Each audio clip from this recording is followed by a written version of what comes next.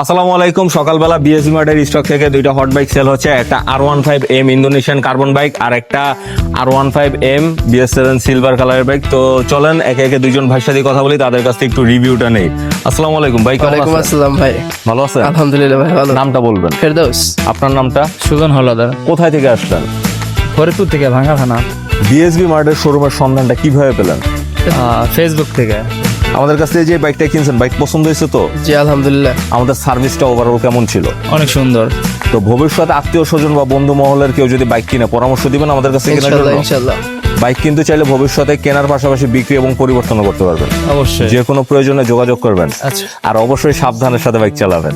আসসালামু আলাইকুম। ওয়ালাইকুম তো চলেন এবার চলে যাই দ্বিতীয় যে বাইকটা সেল হলো, যে ভাইয়া এম সিলভার কিনলো, তার সাথে কথা বলে তার এক্সপিরিয়েন্স একটু শুনি। আসসালামু আলাইকুম। জি হাসান, ভালো আছেন? কেমন আছেন? আলহামদুলিল্লাহ, আপনি ভালো আছেন তো? জি আলহামদুলিল্লাহ। কোথায় থেকে আসলেন ভাই? আমি আসছি মহাখালী থেকে। মহাখালী থেকে। বিএসবি মার্ট শোরুমের সন্ধানটা কিভাবে পেলেন? আসলে আপনাদের ফেসবুক দেখা হয় তো নেটে, জি। আপনাদের যে ইটা আছে ওখান থেকে।